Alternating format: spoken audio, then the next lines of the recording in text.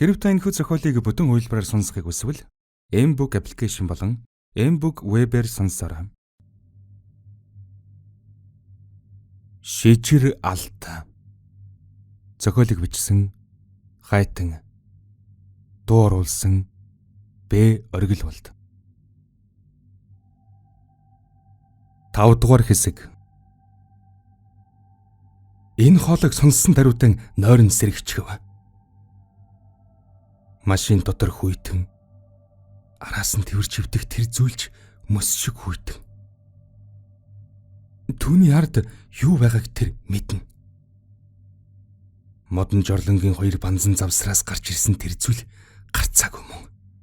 Иймээс эргэж харах шаардлага байхгүй. Харин энэ зүйлээс хэрхэн молдорч амьд үлдэх нь л тэргүүн зориг. Гэтэл түнд ямар ч төлөвлөгөө алга. Бүр аргачлалга. Тэгтэл өнөөх зүйл хоёр гараараа цээжийг нь орон тэврээд залууг улам өөртөө наав. Ар нуруунд нь санаа алдаж байгаа болтоо мэдрэгдэв. Шижир ингэр цээжээр нь тэвэрсэн гарлуу харахаар шүлсийн залгин байж хүзүүгэн арай ядан доошлолвол нэмэгэн цагаан арьстай бүсгүй хүний төрхөн гар үзэгдэжээ. Өнөөх хөхөлбөр гар биш вэ гэж бодоход залуугийн айдас багжуулав дарагдав. Гэсэн ч тэр эргэж харахтан хараахан бэлэн биш. Ямар тач нүдэн анлаа. Мэддэг майн мэгзэн бүрийн додрон бодож гарав. Гэтэл гайхмар зүйл болж бэлхүүсээр нь орон тэврээд алган цээжинд наалдсан гарны хавьд хорсон өвдөж эхлэх нь тэр. Шижир тэр дороо нүдэнэн цээж рүүгэн хартал өнөөх турхан гарнаас урт ургасан хумс цээжинд нь шигдэж шархлуулан байв. Тэсгэд бэрх болж ирэхэд дунд долоовор хурууны хумс шигдсэн газраас улаан цус урсаж гарлаа. Залуу тэр дөрөн хөдөлж өнөөх гарыг тавиулах гэхэд мөс шиг хүйтэн гар яг л баримл шиг гацчихад хөдөлж өгсөнгүй. Байдаг хүчээр нь ухаатч дийлсэнгүй. Гэтэл ар нуруу нь шижрээха би алтаа авъя гэж шивнэхэн тэрэ. Шижрээ ойлон гингэнэж өгнө. Бид нар алтыг чинь өгтөл өгнө. Битгий намайг алаачдээ. Үр хүүхэд гэр бүлийг минь тайван орхиочихгүй. Алтыг чинь би өгнө. Битгий алаачдээ биднийг гэж хашгиран уйлсаар хардарсан зүуднээс нь сэрэн годхийн босоод ирэв. Урт амьсгал авах гэхэд цээж нь тус газар нь хөндөрлөн өвдөн. Яг л өнөө хумс шигтгсэн газар нь шүү. Залуу яаран сандран цамцан тайлж хайтал цус шүүрч харагдсан хоёр газар нь улаан гөвд рүү зэрэгцэн гарсан байв. Хурууныхан өндгөр зөөлөн хөрвөл их л хөндүүртэй байсанд багхан цочисхийгэд авчээ. Гарынхан алгаар газар түшиж суугаад тайвширхыг хичээв. Эргэн тойрнон харвал нар хэдийнэ мандсан бололтой. Гэхдээ өдхөн бараан үйлсийн цаанаас өндөл зүвч гарч ирэхэрэг болжээ.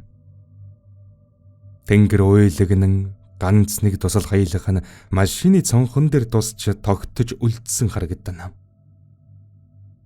Хувцлаж аваад би засгаар машинаас бов. Борооны дараах чигний үнэр тансаг гэж жигтэйхэн. Харанхуйд болсон болохоор эргэн тойрнон төдийлөн сан харж амжаагүй. Хоёр гараа дээш өргөн сунаагаад цээжийн цэвэр агаараар дүүртэл амьсгалав. Хотын шороо тоосноос гарч огцом цэвэр агаартай газар ирж шуналтан амьсгалсны хүү толгойн дүүрч нүдэн бүрлцжээ. Хээрийн цай чанахаар зэхэх зуурч тэр халуун цаган ойжлон суухадч машина асан хөдлөхөдч өнгөрсөн шөнийн зүуд санаанаас нь гарсангүй. Ядаж байхад цээжин дээр нь гарсан хоёр овгор зүйл тэрхэн зур эдэлж өрөвсөд шар ногоон өнгийн толгой дадчих юм. Хөдлөх бүрт нь хөндөр оргиж байсан нь төдөлгүй амьсгалахтан ч дээр болох шиг санагдаж эхэлжээ. Гэсэн ч зорилгон хурдан биелүүлэхийн төлөө шороон зам дээр дэвссээр явлаа.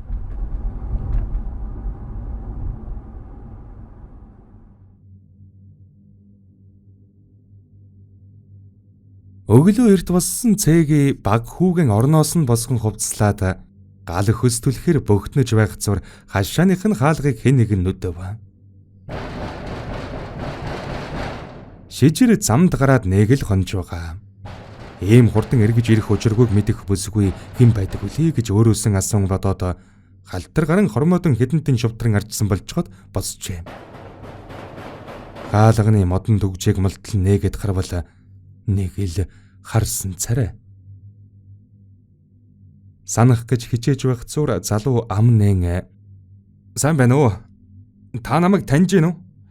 Би нөгөө танаа хүний найз Шижрэгийн найз Самбаа байна. Өдөө ажилд хамт явдаг гэж хэлээд хариулт хүлээх мэт харав. Цээгийн хариуд нь ээлдгээр инээмсэглээд тийм байх. Нэг л харсан царай байлаа. Шижир байхгүй байдаг яах вүлээ гэж багхан санаа зовсон байртай хашаа руугаа нэг эргэн хараад буцахад залуутай харц тулгарч гав.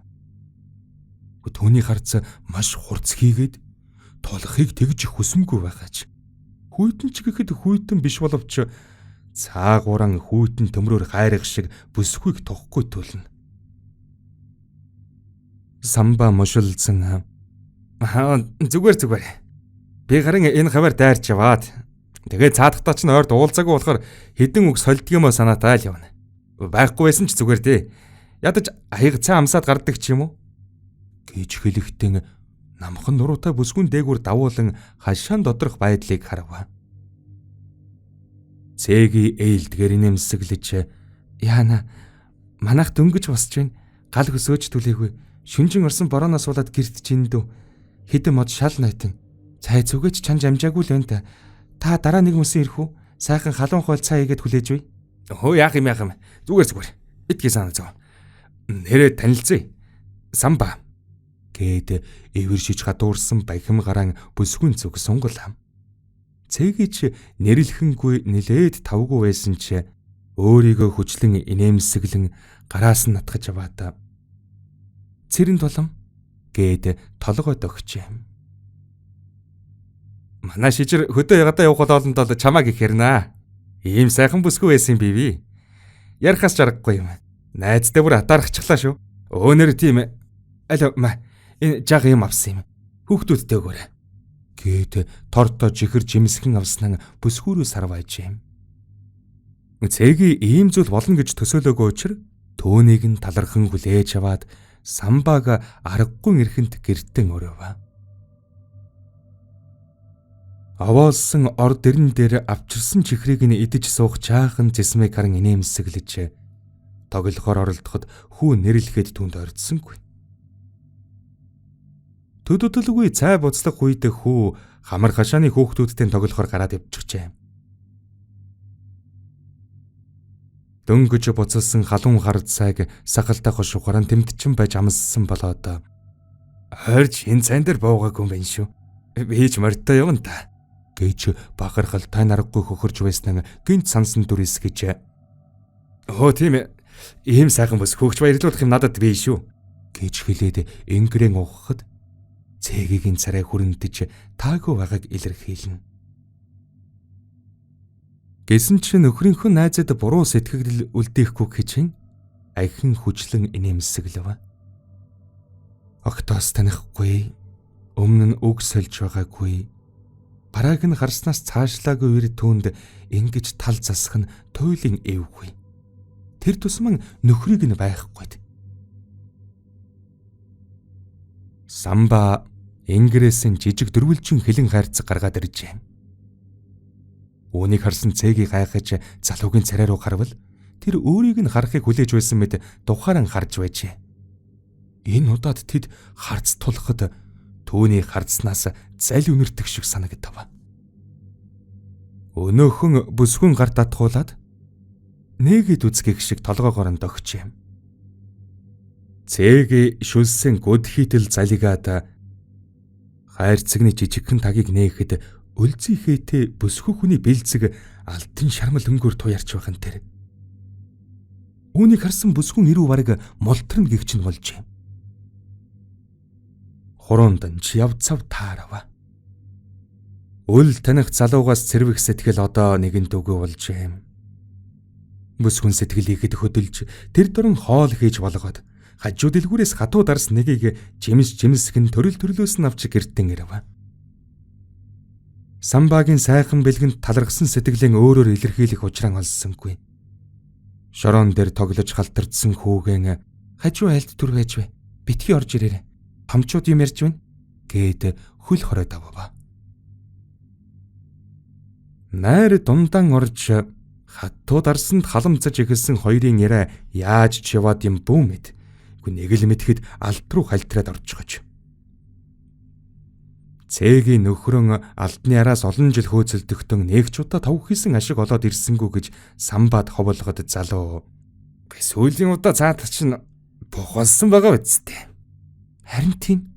Тэрнээс өмнө бол ёстой юу юучгүй л гараа халаасандаа хийгээд л ирдэг байсан. Тогтсон ажил төрөлд оруулах гэхээр мэдлэг мэрэгжил юучгүй хүнийг хаана хэн авах вэ? Манайх гэж айл өөдлөн дэвжиг байтугай.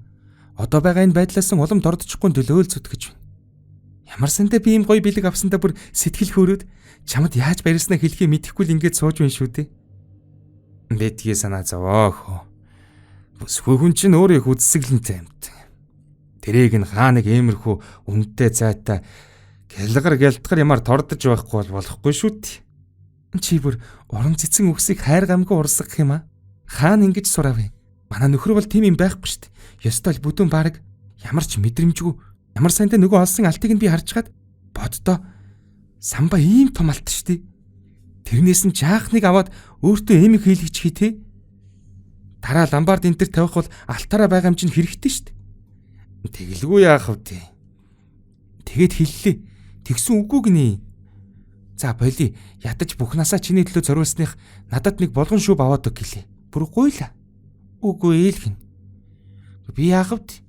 Нэг ядарсан эмэгтэй нэг насаараа ийм үүсгүй амтантай суучгаад нүүрс түлээтэй зуралдана гэж хэн мэдэх вэ? Жаргаан л гэж авч сууж байгаа шүү дээ. Гэтэл намайг яаж байгаа юм те? Гэж согтуурхан хэлэхэд самба яриаг нь таслан тэгээд тэр бууха бишээ. Алт нь хаана байгаа юм бэ? Байж л байгаа. Яасан ч юм байхгүй гэж хэлээд зогсов. Самба бүсгүн дэргэд очиж суугаад нүүрлэн унжсан үсийг нь хойшлуулан чи хаана байгааг нь мэдж байгаа юм уу? Мэднэ мэдлгүй яадаг юм. Нөхрийнхөө хаана байгааг мэднэ шүү дээ. Бишээ.